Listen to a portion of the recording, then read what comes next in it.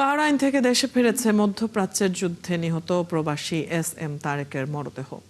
Gulf এয়ারের একটি ফ্লাইটে সন্ধ্যায় হজরত শাহজালাল আন্তর্জাতিক বিমানবন্দরে পৌঁছায় তার মরদেহ। এ সময় বিমানবন্দরে তারেকের মরদেহ গ্রহণ করেন প্রবাসী কল্যাণ মন্ত্রী, প্রতিমন্ত্রী ও পররাষ্ট্র প্রতিমন্ত্রী। পরে পরিবারের কাছে হস্তান্তর করেন তারা। এ সময় এস.এম. তারেকের পরিবারকে বিশেষ অনুদান হিসেবে 50,000 টাকা ও লাশ দাফনে 35,000 টাকা প্রদান করা হয়।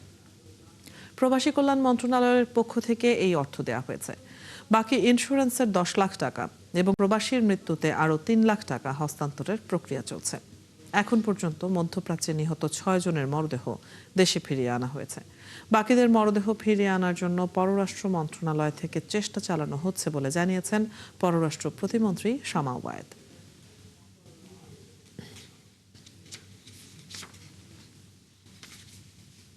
মরদেহ তাদের পরিবারের সদস্যদের কাছে আমরা হস্তান্তর করেছি এবং তাদেরকে আমাদের পক্ষ থেকে জাস্ট প্রিলিমিনারি তাদের এই দাফন কাফন করার জন্য আমরা লাশ পরিবহন এবং দাফন করার জন্য 35,000 টাকা আর আমাদের বিশেষ অনুদান এই মাত্র 50,000 টাকা দেওয়া হয়েছে। এই পর্যন্ত আমাদের 6 জন বাংলাদেশিকে আমরা দুর্ভাগ্যবশত হারিয়েছি এই যুদ্ধে এবং আমরা একে একে সবাইকে আমরা সকলে যেন দেশে ফিরতে পারে সে ব্যবস্থা পররাষ্ট্র মন্ত্রণালয়, প্রবাসী কল্যাণ মন্ত্রণালয় করছে।